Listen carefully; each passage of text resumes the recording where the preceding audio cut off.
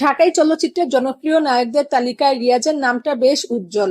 লাভার বয় ইমেজের পাশাপাশি রোমান্টিক ও পারিবারিক গল্পের সিনেমায় অভিনয় করেও তিনি দর্শকদের কাছে ব্যাপক জনপ্রিয়তা অর্জন করেছিলেন।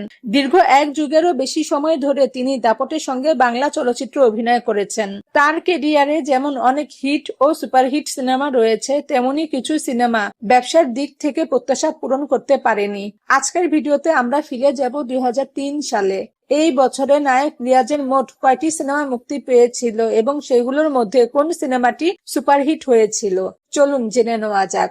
এ বছর রিয়াজের প্রথম মুক্তিপ্রাপ্ত সিনেমার নাম জামাই শ্বশুর। শাহাদাত খান পরিচালিত এই সিনেমায় রিয়াজের সঙ্গে অভিনয় করেছেন পূর্ণিমা, অমিত হাসান, রাজীব, এটিএম শামসুজ্জামান সহ আরো অনেকে।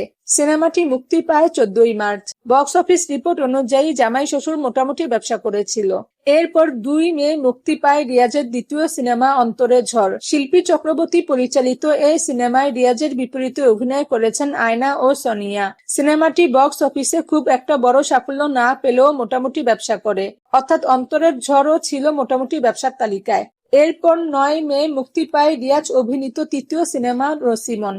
আলী আজাদ পরিচালিত এই সিনেমায় রিয়াজের সঙ্গে অভিনয় করেছেন শাবনূর, লাবণী সরকার, দিলদার সহ আরো অনেকে। বক্স অফিস রিপোর্ট অনুযায়ী নসিমনও মোটামুটি ব্যবসা করেছিল। রিয়াজের চতুর্থ মুক্তিপ্রাপ্ত সিনেমা ছিল স্বপ্নের ভালোবাসা। জিল্লুর রহমান পরিচালিত এই সিনেমায় রিয়াজের সঙ্গে অভিনয় করেছেন শাবনূর, শাহানূর, আহমেদ শরীফ, রাজ রাজ্জাক সহ আরো অনেকে। সিনেমাটি মুক্তি পায় 25 জুলাই। বক্স অফিসে স্বপ্নের ভালোবাসা সিনেমাটি মোটামুটি ব্যবসা করে।